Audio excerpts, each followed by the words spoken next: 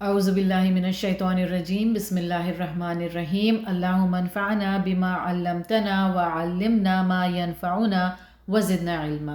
السلام علیکم ورحمۃ اللہ وبرکاتہ۔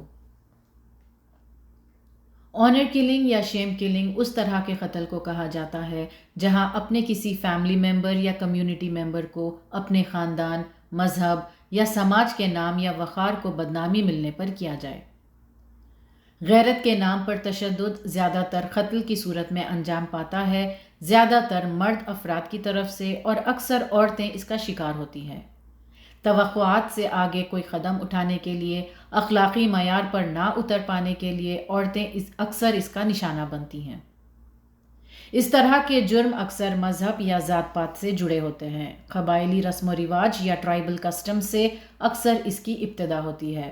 آنر کلنگز کو اکثر جسٹیفائی کیا جاتا ہے اور مختلف کمیونٹیز اکثر اسے جائز قرار دیتے ہیں۔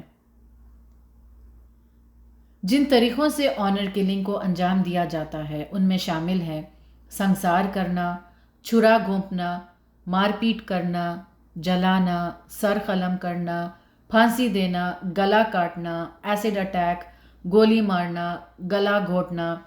اس طرح کی سزائیں اکثر پبلک پلیسز میں دی جاتی ہے تاکہ دوسرے افراد کو اس طرح کے کاموں میں ملوث ہونے کے ممکنہ نتائج سے آگاہ کیا جا سکے، یا یوں کہیں کہ عبرت کے لیے کیا جاتا ہے۔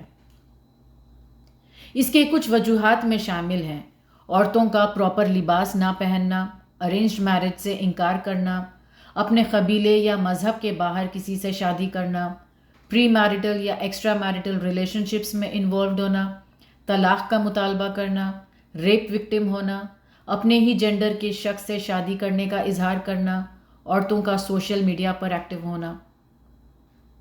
دیکھا گیا ہے کہ کچھ کنٹریز میں کچھ عورتوں کا سوشل میڈیا پر ایکٹیو ہونا ان کے میل فیملی ممبرز کو پسند نہیں آیا، جس کے چلتے وہ آنر کلنگ کا شکار ہوئی۔ کچھ جگہوں پر ایسے قبرستان ہیں جہاں صرف آنر کلنگ سے مرے ہوئے لوگ دفنائے جاتے ہیں۔ انڈیا میں ناردرن پارٹ میں یہ زیادہ کامن ہے، سب سے زیادہ اتر پردیش اور ہریانہ میں۔ یونائٹڈ نیشنز کی ایسٹیمیشن کے مطابق تقریباً 5,000 عورتیں ہر سال آنر کلنگز کا شکار ہوتی ہیں۔ ہندو اور مسلمان سب میں یہ پایا جاتا ہے۔ آنر کلنگز سول لا اور شرعی لا دونوں کی خلاف ورزی ہے، لیکن مجرم اکثر اپنے اعمال کا دفاع کرنے کے لیے مذہبی وجوہات کا استعمال کرتے ہیں۔ اس طرح اس جرم کو جواز فراہم ہوتا ہے، جسٹیفائیبل مانا جاتا ہے۔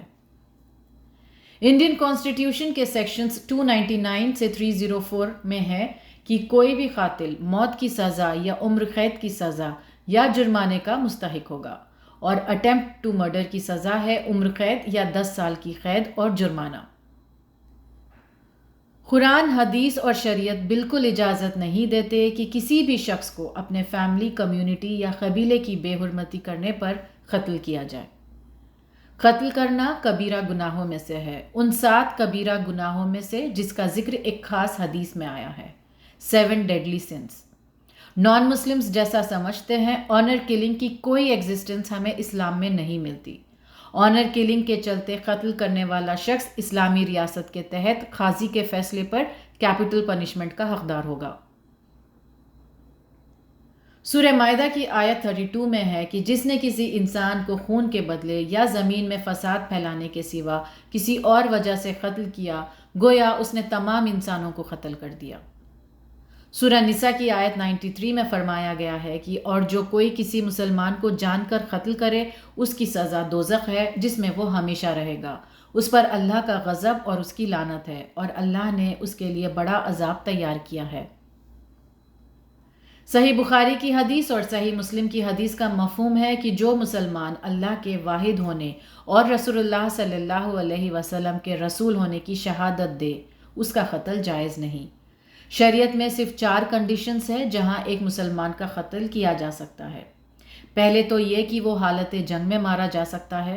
اس کے علاوہ ایک مسلمان کا قتل تب ہی کیا جائے گا جب وہ قاتل ہو، یعنی اگر اس نے کسی کا قتل کیا ہو، a life for a life۔ دوسرا، شادی شدہ زانی۔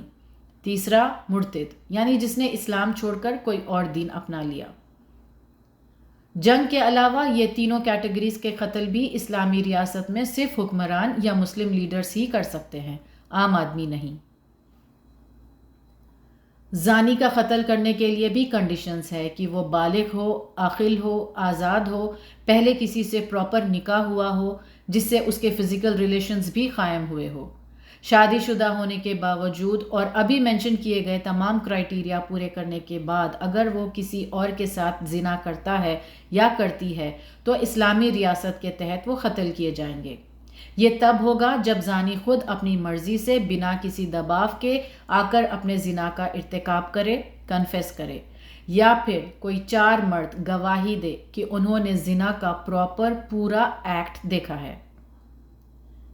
کسی کا جرم بے نقاب کرنے سے بہتر ہے کہ کسی نے برے کام کا ارتکاب کیا ہے تو اسے چھپائے تاکہ مرنے سے پہلے وہ توبہ کر لے اور اپنے معاملات درست کر لے۔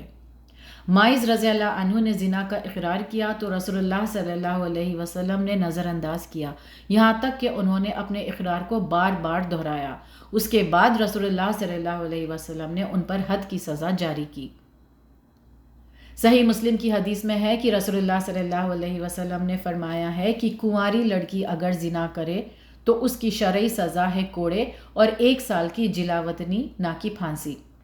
جس نے اسے قتل کیا اس نے ایک مومن جان کو قتل کیا جس کے قتل سے اللہ نے منع فرمایا ہے اور اس کے مطابق سخت تنبیہ ہے۔ اگرچہ اسے قتل کرنے کی نوبت جائز سمجھی بھی جائے تب بھی ایک مسلمان رولر یا حاکم کے علاوہ کوئی اور سزا نہیں دے سکتا۔ اس بنا پر آنر کلنگ فسق اور فجور ہے کیونکہ اس میں اس شخص کو قتل کرنا ہے جو قتل کے لائق نہیں۔ اکثر تو غیر اخلاقی عمل ہو رہا ہے بھی یا نہیں دیکھا نہیں جاتا، صرف قیاس اور الزامات کی بنیاد پر قتل کیے جاتے ہیں۔ فیملی پریسٹیج بے شک ایک اہم چیز ہے، لیکن کسی کے غلط کام کو چھپانے کے لیے ہم ایک اور غلط کام یا گناہ نہیں کر سکتے۔ عزت دینے والا اللہ ہے، آخرت کی فکر مقدم ہونی چاہیے۔ اعمال درست ہو تو ہی آخرت درست ہو سکتی ہے۔ وآخر دعوانا ان الحمد للہ رب العالمین۔ السلام علیکم ورحمۃ اللہ وبرکاتہ۔